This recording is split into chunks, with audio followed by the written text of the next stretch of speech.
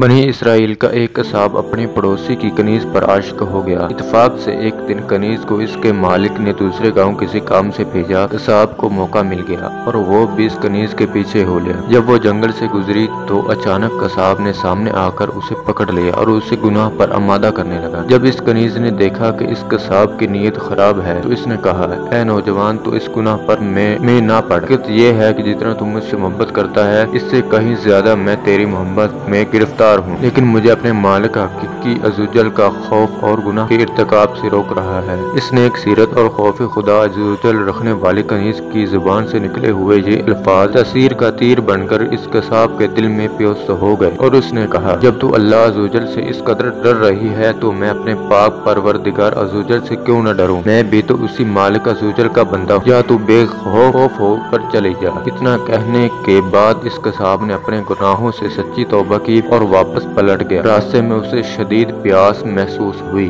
لیکن اس ویران جنگل میں کہیں پانی کا دور دور تک کوئی نام و نشان نہ تھا۔ قریب تھا کہ گرمی اور پیاس کی شدت سے اس کا دم نکل جائے۔ اتنے میں اسے اس زمانے کے نبی کا ایک قاصد ملا۔ جب اس نے قصاب کی یہ حالت دیکھی تو پوچھا، تجھے کیا پریشانی ہے؟ قصاب نے کہا، مجھے سخت پیاس لگی ہے۔ یہ سن کر قاصد نے کہا، ہم دونوں مل کر دعا کرتے ہیں کہ اللہ عزوجل ہم پر اپنی رحمت کے بادل بھیجے اور ہمیں سیراب کرے یہاں تک کہ ہم اپنی بستی میں داخل ہو جائیں۔ قصاب نے جب یہ سنا تو کہنے لگا، میرے پاس تو کوئی ایسا نیک عمل نہیں جس کا وسیلہ دے کر دعا کر۔ آپ نیک شخص ہیں، آپ ہی دعا فرمائیں۔ اس قاصد نے کہا، ٹھیک ہے، میں دعا کرتا ہوں، تم آمین کہنا۔ پھر قاصد نے دعا کرنا شروع کی اور وہ قصاب آمین کہتا رہا۔ تھوڑی ہی دیر میں بادل کے ایک ٹکڑے نے ان دونوں کو ڈھانپ لیا اور وہ بادل کا ٹکڑا ان پر سایہ فگن ہو کر ان کے ساتھ ساتھ چلتا رہا۔ جب وہ دونوں بستی میں پہنچے تو قصاب نے اپنے گھر کی جانب روانہ ہوا اور وہ قاصد اپنی منزل کی طرف جانے لگا۔